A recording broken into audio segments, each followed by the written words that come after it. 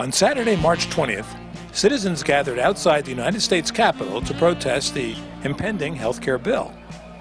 Until January 2009, protesters had been reminded time and again that dissent was patriotic. In the age of Obama, however, protest was no longer patriotic. It was now, well, racist.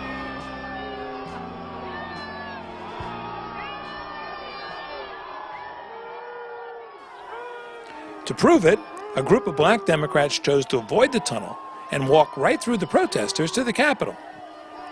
Equal opportunity in their protest, the citizens booed the black congressmen as lustily as they had booed the white ones. But that was it. As the congressmen made their way to the Capitol, nothing happened. There was no violence, no threats of violence, not even any profanity. If there were any racial slurs, no one seems to have heard them. "I didn't hear the slurs," said House Whip James Clyburn, who walked with the group. How could he? Not one of the many videos shot that day recorded any. They did record, however, hundreds of people expressing their dissent against a bill that the majority of Americans deeply opposed. Many, like the man in black shirt and white cap on the left, shouted, "Kill the bill!" Kill the bill! Kill the bill! A distracted Congressman Emanuel Cleaver passed right in front of the man and apparently caught some flying spray. Unhappy, Cleaver jabbed his finger in the man's face. That night, all hell broke loose, and the streets erupted in riot and flame. Oh, excuse us. This is recent footage from Berkeley, where left-wing students and union members tried to burn down the house of the school's chancellor. Didn't see that on CNN? Much less newsworthy was the protest in front of the Capitol. Except that Congressman Cleaver was still mad about the flying spittle.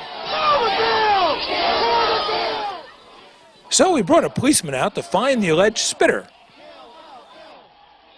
Cleaver's office immediately sent out a release saying that the man had been arrested, but that the saintly Cleaver declined to press charges. But it was not true.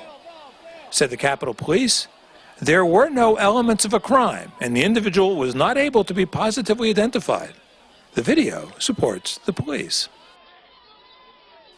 No matter. On the word of Cleaver alone, the McClatchy papers ran with this absurdly false and inflammatory headline that very afternoon. The McClatchy-owned Kansas City Star, Cleaver's hometown paper, would soon add, quote, "Some Tea Party supporters spat on Cleaver Saturday on Capitol Hill because the U.S. congressman is black." The agitprop was working. 2 nights later, after a mindless media firestorm, MSNBC's inimitable Keith Olbermann summed up the Democrats' takeaway message. Quote, "If racism is not the whole of the Tea Party, it is in its heart." As Nikolai Lenin once coldly noted, a lie told often enough becomes the truth. But that was before the internet. Despite the offer of a $10,000 reward, no one has been able to produce evidence of a single racial slur. Please spread the word and put this lie to bed.